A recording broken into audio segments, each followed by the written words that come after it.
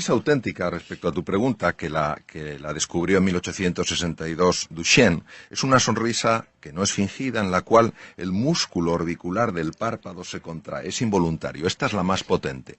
Sin embargo, incluso fingiéndola, no hablo de la sonrisa irónica, como me estoy riendo de ti, tal cual, sino haciendo ese esfuerzo por sonreír sin que te apetezca, ese arco que va al cerebro tiene literalmente la capacidad de cambiar estado emocional. Lo mismo que utilizar palabras positivas. En Boston se hizo un estudio, en el hospital donde yo estaba, se proyectaron unos slides que tenían palabras negativas, una serie de voluntarios. Estuvieron unos minutos observando las palabras negativas. Imaginaros, pozo, oscuridad, problema, dificultad, imposibilidad.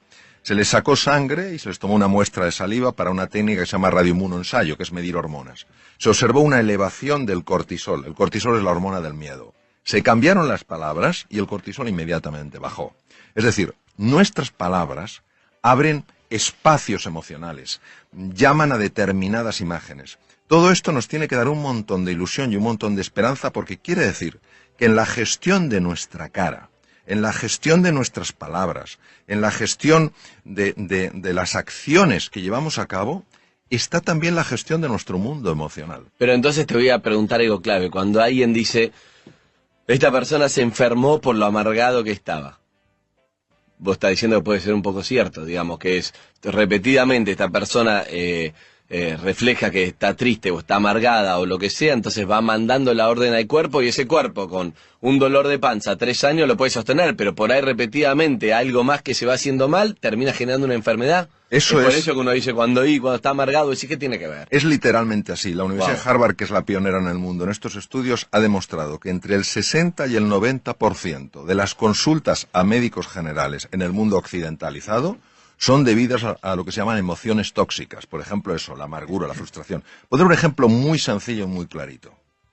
Cuando tenemos estas emociones tóxicas, el resentimiento, la ira, la frustración, de una manera estable, segregamos mucho esa hormona que se llama el cortisol. El cortisol se acopla a la membrana de los glóbulos blancos, de los linfocitos, es decir, células que nos protegen frente a bacterias, virus y tumores, y no la dejan funcionar.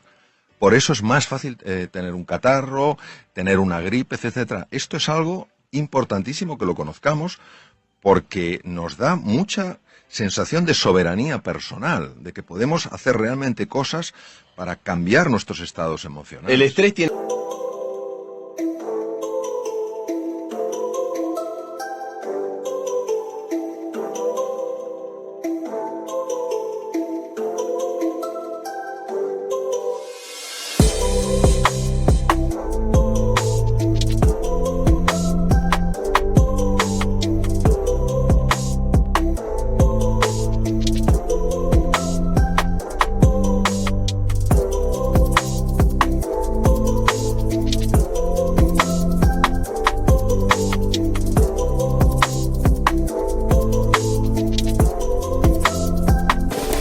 que ver con eso?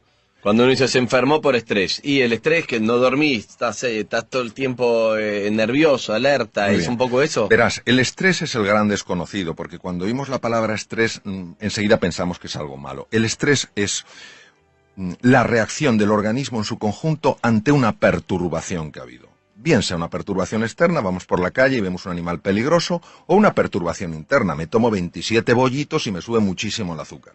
Hay una parte de ese estrés que es positiva, que se llama eustrés, la que me hace que esté más concentrado. Por ejemplo, yo aquí, pues vengo con muchísima ilusión, es un programa de radio importantísimo, pero es una perturbación en mi vida, yo normalmente no estoy aquí. Entonces, esto hace que esté más concentrado, que esté más atento a lo que decís, más atento a las expresiones de vuestro rostro. Esto es positivo y es eustrés y me ayuda a crecer. Yo cuando salga de aquí, como persona he crecido. Sin embargo, hay una forma de estrés que se llama distrés, que es el que te anula, que es el que te frustra, que es el que te amarga y el que te hace daño. El distrés, hoy en día, se sabe que la causa número 1 es internamente, constantemente, estarnos hablando de una manera que, lejos de ayudarnos, lo que nos está es bloqueando. Nunca lo vas a conseguir, si es que es imposible, si es que eres un torpe, te faltan títulos académicos, no sé qué tal cual.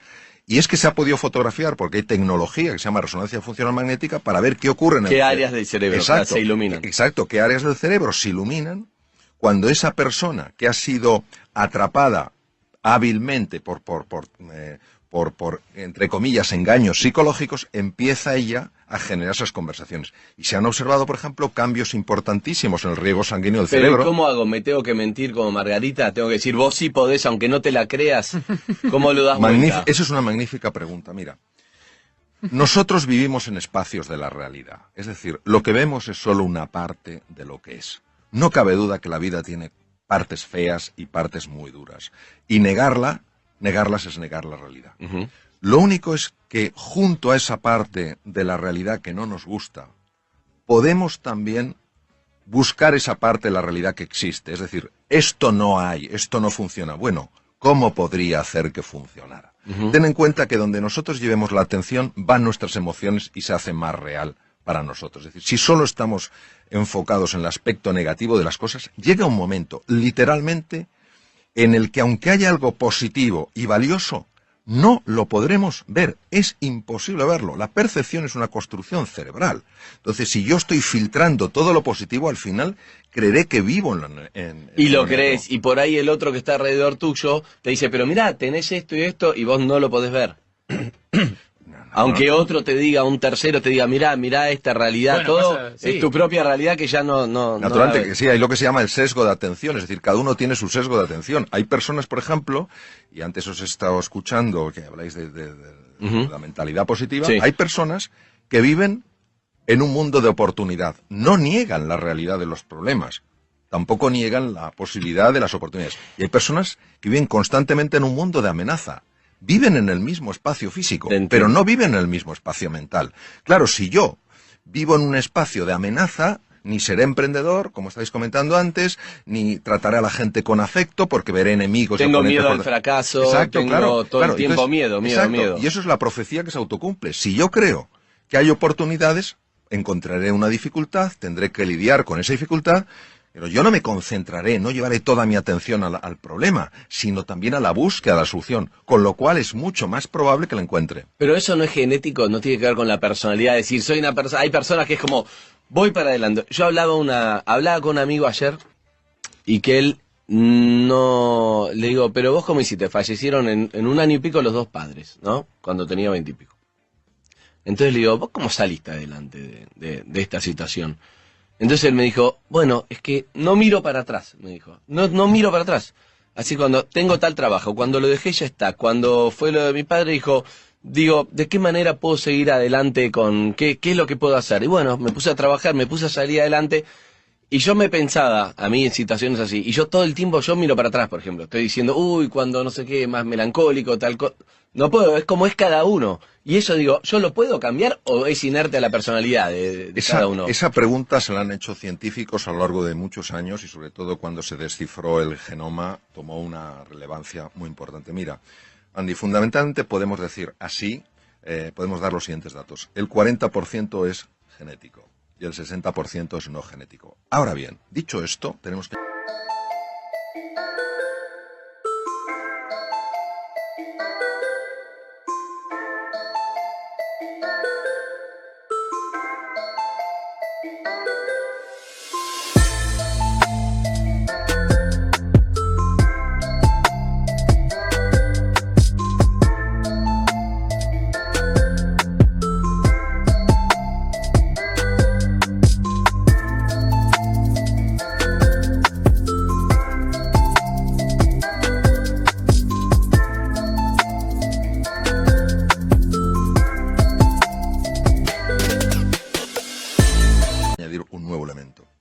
¿Quién hubiera pensado hace unos años, en la Universidad de Harvard, por ejemplo, no se podía hablar de esto, porque parecía que era algo esotérico. ¿Quién hubiera dicho hace unos años que los estados emocionales de la persona podían afectar al material genético? Hoy hay una ciencia de peso sólida, más que reconocida, llamada epigenética, que demuestra que los estados emocionales de las personas movilizan ciertas hormonas, moléculas de la emoción, que interactúan con la membrana de la célula, tienen acceso al material genético y hacen que unos genes se queden dormidos y otros genes despierten. Imaginaros el impacto de esto, es decir, hay algunos genes que es fabuloso que despierten, genes relacionados con neurotransmisores asociados a la inteligencia, y hay otros que es muy interesante que sigan dormidos, oncogenes, genes con relacionados enfermedades. Entonces, ¿qué quiere decir? Que una vez que se ha descubierto la epigenética, ya tampoco podemos decir 40 y 60, como decía nuestro gran filósofo José Ortega y Gasset, el ser humano no es un participio, es un gerundio. No estamos hechos del todo, sino que nos vamos haciendo. Digo, yo entiendo que uno, forzándose a tener gestos positivos y a pensar en palabras positivas y en hablarse a uno mismo de manera positiva, puede generar ciertos efectos. Mi pregunta es, ¿eso no es muy a corto plazo? Digo, el cerebro en algún momento, así como las cucarachas se adaptan a los nuevos insecticidas, no se aviva de que lo estás queriendo engañar, de que esa sonrisa es falsa, de que en realidad el resentimiento, el sentimiento profundo está más arraigado que lo que esa sonrisa puede remover. Muy bien. Vamos a ver, lo primero que tenemos que entender es que esto es un proceso. Es decir, no es que una persona finja una sonrisa, estamos hablando que no es una mueca irónica, sino el caso Margarita. No, una sonrisa. Exacto. Sí. Aunque todavía no le salga porque no tiene la emoción ni la simpatía hacia esa persona. Es un proceso. Entonces lo que tenemos que entender es el proceso. Y la pregunta es, ¿realmente el cerebro puede cambiar? Yo me acuerdo que cuando estaba en la Facultad de Medicina y tenía 19 años, teníamos una profesora de psicología, un poco dura la mujer, y dijo, a los 7 años la personalidad está totalmente definida. Yo me quedé un poquito... No, pero el cerebro es plástico, cambia. Exacto. Entonces, sí. Hoy sabemos que el cerebro es plástico. Entonces, la neuroplasticidad tiene dos componentes. Tiene dos facetas. Uno, la conexión de nuevas neuronas, y otro, la generación de nuevas neuronas a partir de células madre. Nosotros podemos generar entre 500 y 1000 neuronas a partir de células madre al día. ¿Qué quiere decir? Quiere decir que cuando nosotros estamos buscando el lado positivo de la vida, sin negar que hay un lado muy duro, muy doloroso y muy desfavorable, estamos cambiando la estructura física del proceso. Para que estamos influenciando sobre para qué van a servir las nuevas neuronas que se crean. Exacto, el nuevo tejido cerebral. Entonces, ten en cuenta que las células madre tienen que viajar 1 milímetro hasta el hipocampo y ahí en 21 días se han convertido en nuevas neuronas. Estas nuevas neuronas de la memoria y el aprendizaje reestructuran toda nuestra personalidad porque tienen conexiones a la corteza cerebral. ¿Qué quiere decir? Que en el fondo estamos reinventando nuestro cerebro y va pasando el tiempo. Y si nos mantenemos, si seguimos con nuestras caídas, con nuestras desesperanzas, diciendo esto es una tontería, pero volviéndolo a tomar, llega un momento en el que el cerebro realmente, físicamente cambia y de manera natural empiezas a ver con especial facilidad aquello de la vida que sí está bien. Con lo cual, tu forma de relacionarte con la vida es radicalmente distinta porque te relacionas con más ilusión, con más alegría. ¿Niegas el problema? No, pero das más peso a la oportunidad. Ok, está bueno. Pero tenés que, es un ejercicio difícil, porque parece fácil, pero si vos tenés bronca, cuando yo tengo que ir y reírte, para que no sea irónico, para que sea en serio, tengo que sobreponerse a esa bronca y decirte, hola, ¿qué tal, doctor? Buenos días, ¿qué tal? Y es como, ¿viste? Entonces, sí. El orgullo y el resentimiento puede traerte una enfermedad a vos. Sí. Eso es lo que hay que entender en lo que él está diciendo. Sí. No es hacia la otra persona, no se entera, es a vos que te hace un mal. Entonces, cuando tiene una bronca o tiene algo guardado, no se lo puede sacar de encima, cuando insulta al aire, cuando le pega una trompada a una pared, cuando grita, digamos, cuando eso se lo saca de encima, ¿o no? Mira, eso es verdad. La sensación que una persona tiene en esos momentos es de liberación. Lo que se ha visto es que cuando se utiliza con frecuencia ese canal, el tejido cerebral dedicado a la expresión violenta de las cosas aumenta. ¿Qué quiere decir? Quiere decir que hay un camino, y completamente de acuerdo con lo que habéis dicho, esto no es sencillo. Quien pretenda decir que esto eso es humo puro, eso es engaño y eso es tomar el pelo a la inteligencia de las personas. Es un proceso que requiere un compromiso enorme y ese compromiso solo llevas a cabo cuando eres consciente, un poco lo que decías tú, Andy, del precio que estás pagando, del precio que has pagado y del precio que vas a seguir pagando en tu vida. Pero que garantizás que funciona, que está comprobado. Sí, quiero decir que... Eso es lo que me importa rescatar. Y no solo que esté comprobado, es que yo lo experimento en mi propia vida. Y respecto a la pregunta que tú hacías, que yo creo el comentario que es fundamental, ¿qué hacemos en los momentos de esa tensión? Pues yo recomendaría mucho lo siguiente. Es una técnica increíblemente sencilla.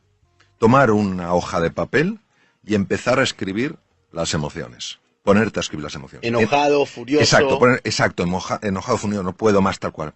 ¿Por qué esto es tan potente? Porque la zona anterior izquierda del cerebro, que se llama la zona prefrontal izquierda, es la base de las emociones positivas.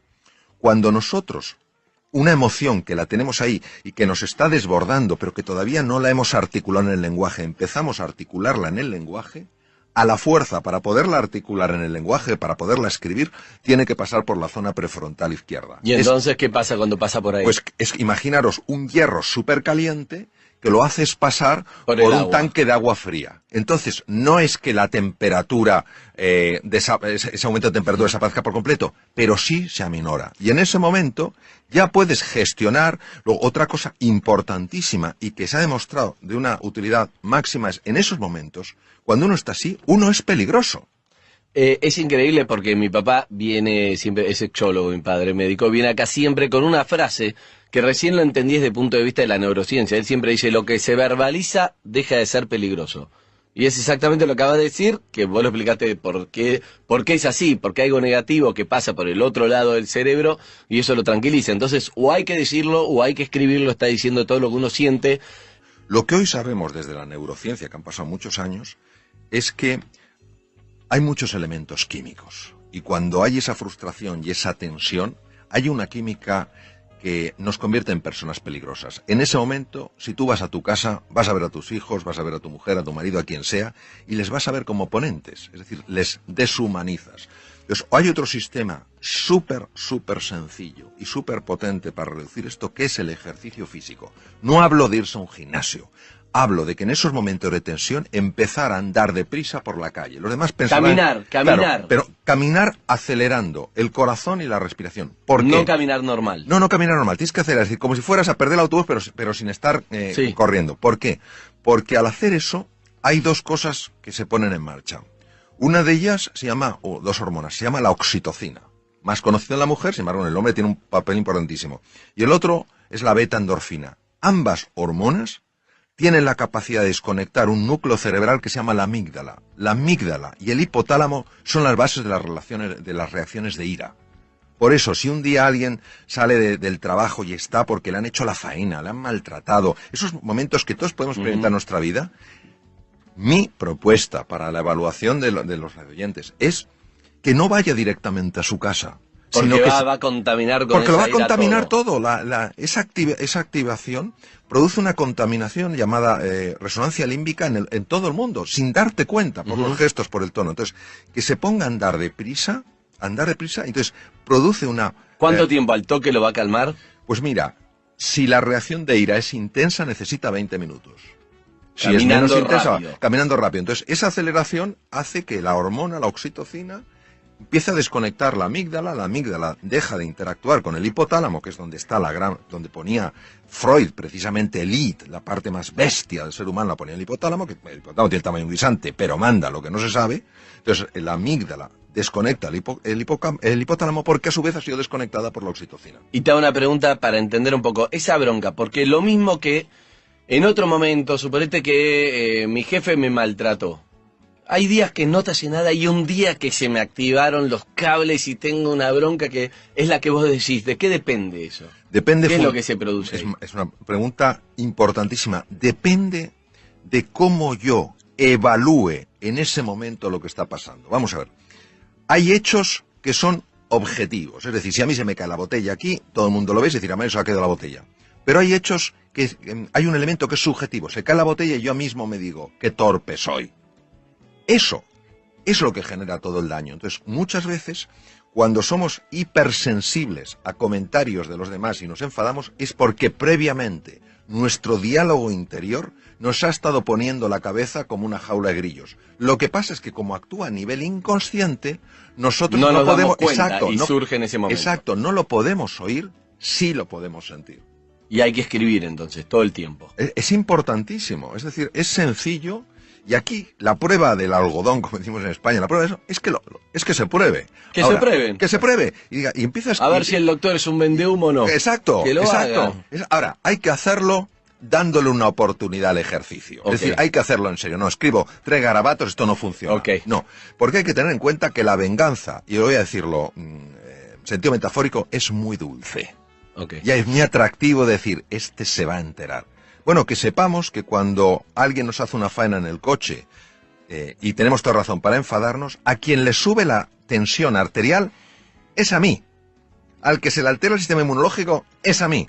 Es decir, es una forma, no digo de egoísmo, sino de sano cuidado de uno mismo. Se trata de conocerse para comprenderse y comprenderse para superarse. Vamos a ver. Hay veces en la vida en las que a nivel personal o profesional, con pequeños cambios vamos tirando. Ujú. Eso no es reinventarse. Ok. Pero hay veces que a nivel profesional o personal tenemos que hacer cambios radicales, transformaciones profundas.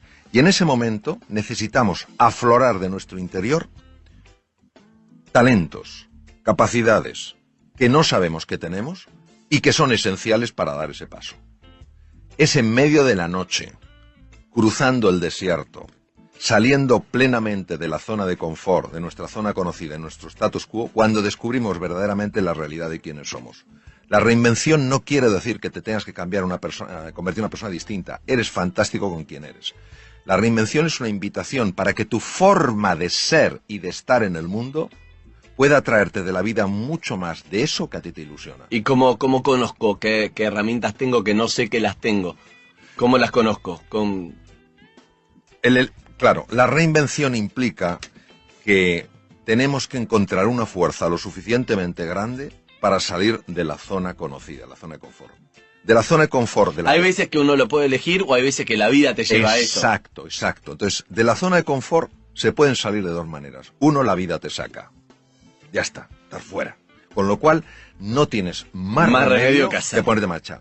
Y otras veces, cuando tú escuchas algo, lees algo, ves algo que te inspira para darte cuenta de que hay algo más grande que eso que tú estás viviendo. Y entonces, desde la fe, es decir, desde el convencimiento de que hay un mundo mucho más ilusionante el que puedes vivir, das el paso.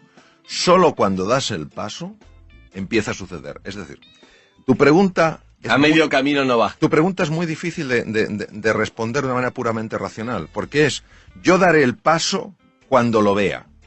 La respuesta es, nunca lo verás si antes no das el paso. Correcto. Hay que ir al vacío, es el famoso vacío. Eso es. Ir al vacío, no hay ninguna garantía, no sé, mandarse. Pero es difícil, porque uno como que no podés. Claro, como claro. cuando sos nene no podés dejar de andar con rueditas, cuando tenés que tirarte una pilita, un trampolín y te da miedo, ese vacío es difícil, doctor. Bueno, ¿cuáles serían tus 5 conceptos, 3, lo que quieras de resumen de todo lo que hablamos, digamos, para llevarme a conclusiones? Yo haría una conclusión muy sencilla. A ver. Es que la pregunta no es si podemos ser más felices en la vida o si podemos cambiar. La pregunta es si estamos dispuestos a hacer lo necesario para ser más felices y para cambiar. Es decir, si estamos dispuestos a aguantar inseguridades e incomodidades para descubrir realmente la grandeza que está en todos nosotros. O sea que eso es una decisión. Es una Eso sí, resolución. algo tenés que hacer, tenés que Es decidirlo. una resolución. Si no, no va a pasar. Es una resolución, una decisión radical, firme. Doctor, te agradezco un montón, la verdad que un placer esta charla. Creo que la capacidad tenemos todos la misma. Con más temple, menos temple, más Eso es. personalidad, Todos pero la capacidad tenemos- la tenemos. Todos tenemos la capacidad, Ok. sin duda ninguna.